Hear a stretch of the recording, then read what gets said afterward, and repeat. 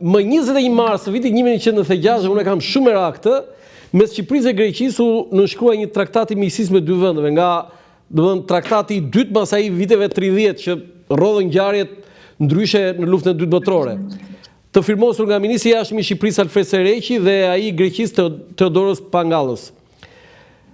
Ai do zgjasë 20 vjet e kishte vlerën dhe mbaronte pra në vitin 2016 me drejtë rinovimi me 5 vjet. Pra në 2021 ka mbaruar. Përse nuk rinovohet ky traktat i miqësisë dhe a kemi shanse që kjo të ndodh, zoti Beleri? Unë besoj që jo duhet të kishte ndodhur dhe traktati i miqësisë me dy shteteve. Besoj se nga njohurit që kam dhe nga bizetat që kam bërë, ka mbaruar, është siç thoni ju nga ana juridike, nga ana zyrtare siç thoni ju, po kur nuk denonson një nga dy palët, një traktat miqësie është në fuqi derisa të firmohet traktati i ri. Unë besoj se negociatimet që pritën të bëhen dhe kanë filluar intensivisht, kanë në shënim për firmosjen e një traktati të ri. Do të thonë ju, zot Beleri, ju po jepni një lajm pra mes Shqipërisë dhe Greqisë do firmosen një traktat i ri? Sigurisht po. Po kjo është një gjë shumë mirë. Shënimi i përfaqësive është që të, siç thash, të bëjë një ristart me dy marrëdhënie të dy shteteve, të zgjidhen problemet e mbatura në kaluara dhe të vemi drejt firmosjes të një traktati të ri. Traktati i ri miqësisë. Miqësisë, po. Tani, pjesa më delikate e këtij traktati është ligji i luftës. Tani do ta heqë Greqia atë ligj lufte që edhe ju e thoni shpesh që ai është thjesht formal, po e di si themi ne kur e diskutojmë kështu mes nesh, zoti po hiqeni atë drejt ligj lufte ose na të shmendat themi. Hiqeni. Se nuk funksionon, sigurisht nuk funksionon, nuk është nuk ka vlerë. Po hiqeni, thoj hoqëm. Zoti Qafoku duhet të bëjmë një bisedë të vërtetë me Babai i diplomacisë perëndimore i Siriut kishte thënë që mbi të shteteve nuk ka as miq, as armiq. Nuk ka shtete që janë miqësore apo armiqësore me dy shtyre. Ka vetëm interes. Kur vemi në një negocim, çdo palë vë në tavolinë shqetësimet dhe problematikat e veta dhe është detyrë e shteteve të pastrojnë tavolinën nga këto problematike. Të dy palët i vënë të gjitha të palarat, të gjitha i vënë në tavolinë dhe suksesi i një marrëveshje është se sa pastër do jetë tavolina pas bizetës. Unë besoj, është ashtu që them, që nuk ka asnjë de facto ligji i luftës me api parë ishte apa ambasadën në shtetet e dyshin, ndërrimi i ambasadave. E bën ushtarakën në Greqi.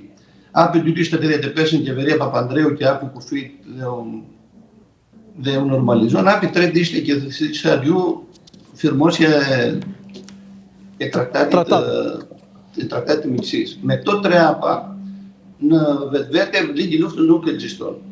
Tani palë shqiptare, ndoshta edhe me të drejtë, kërkon një vendim të presidentit, një dekret të presidentit, ndonjë vendim parlamentit grek. Edhe pse Këshilli i Ministrave e ka hequr këtë ligjin e luftës. Besoj se është një nga problemet që janë më të thjeshta për të zgjidhur me dy palët.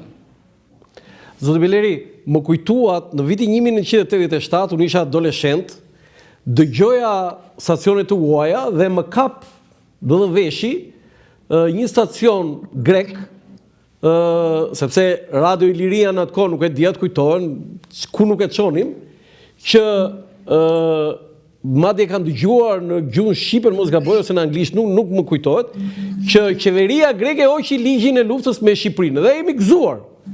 Mirë po hodhi poshtë parlamenti pastaj. Besoj e di këtë. Nuk besoj se ka një vendim të parlamentit grek që ka poshtë. Jo, qeveria greke në vitin 1987 mori vendim që hoqi ligjin e luftës, mirë po ky ishte projekt ligj. E çoi në parlament dhe parlamenti nuk e miratoi. Pra nuk e hoqi ligjin e luftës. Juve ju kujtohet? Mua më kujtohet, po si që thash, nga të gjithë njerëzit që po biletoj që janë ekspertë të fushës. Po? Më kanë thënë që de facto ligji nuk ekziston. Në kjo, për shumë nga bashkëbizetuesit e mi, as de jure nuk ekziston.